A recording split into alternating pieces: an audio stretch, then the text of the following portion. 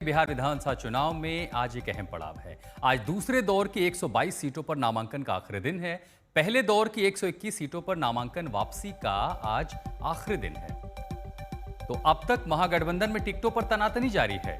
देर रात कांग्रेस ने बिहार चुनाव के लिए उम्मीदवारों की चौथी लिस्ट जारी कर दी।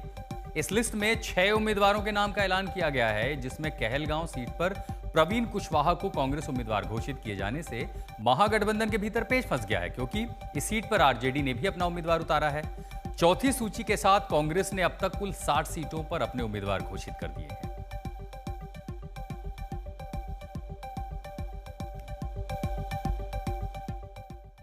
उधर आज बिहार विधानसभा चुनाव के दूसरे और अंतिम चरण के लिए नामांकन की प्रक्रिया भी खत्म होने को है, लेकिन विपक्षी गठबंधन में भ्रम की स्थिति खत्म नहीं होती दिख रही है। हालत ये हो रही है कि महागठबंधन के भीतर ही पार्टियां चुनावी मैदान में एक दूसरे के खिलाफ ताल ठोक रही हैं। सीट बंटवारे में ऐसा पेच फंसा है कि 11 सीटों पर महागठबंधन के सहयोगी दल आमने सामने आ गए हैं। तो महागठबंधन में 6 सीटों पर आरजेडी कांग्रेस, 3 सीटों पर सीपीआई कांग्रेस और 2 सीटों पर आरजेडी वीआईपी आमने सामने खड़ी हो गई हैं। महागठबंधन में सीटों पर मची तनातनी को लेकर के बीजेपी चुटकी ले रही है। आइए दिखाते हैं बिहार बीजेपी के अध्यक्ष दिलीप जायसवाल क्या कह रहे हैं। जिस तरह से महागठबंधन के अंदर सिर फुटौल हो रहा है, आपस में एक दूसरे पर आरोप प्रत्यारोप हो रहा है।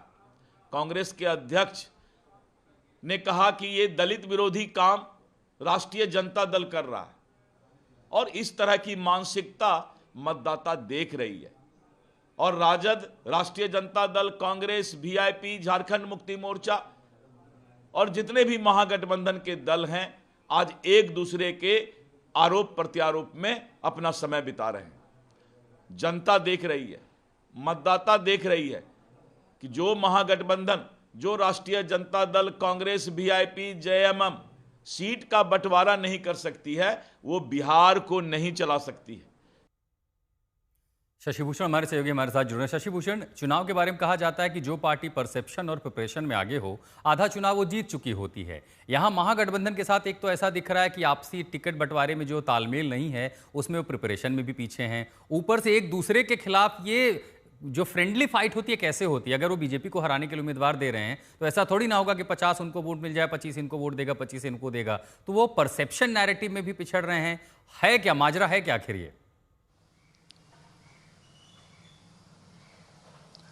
आशुतोष, देखिए आपने बहुत बिल्कुल सही बात कही। जो महागठबंधन में बिहार के अंदर इस वक्त तस्वीर दिख रही है, और जिस तरह से कोशिश की थी कांग्रेस ने कि एक प्रेशर बिल्डअप करके ज़्यादा से ज़्यादा सीटें हासिल की जाएं राष्ट्रीय जनता दल से महागठबंधन के अंदर, वो कोशिश भले ही उनकी सफल हो गई हो, भले ही वो 60 से ज़्यादा सीटों पे अपने उम्मीदवार खड़ा करने में कामयाब रहे हों, लेकिन जो दोस्ताना मुकाबला, राजनीति में ऐसी कोई चीज़ होती नहीं है, लेकिन दोस्ताना मुकाबला जो फ्रेंडली फाइट हो रहे हैं कई सीटों पे, 11 लगभग सीटें अब तक हैं, और हमें लगता है कि आज जो दूसरे चरण के नामांकन के आखिरी दिन कई ऐसी सीटें हैं जहां पर और ज़्यादा मुश्किलें होंगी। जैसे कुटुंबा सीट, राजेश राम प्रदेश अध्यक्ष हैं, वहां से कांग्रेस के उम्मीदवार मौजूदा विधायक भी हैं, लेकिन वहाँ पर जो पूरी तैयारी है वो सुरेश पासवान ने कर रखी है आरजेडी के तरह सिंबल पे।